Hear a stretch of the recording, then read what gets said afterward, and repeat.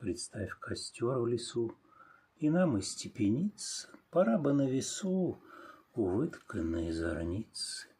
Пора бы стать листом, взмывая над холстом, над бренностью потешной, над бездной сумасшедшей.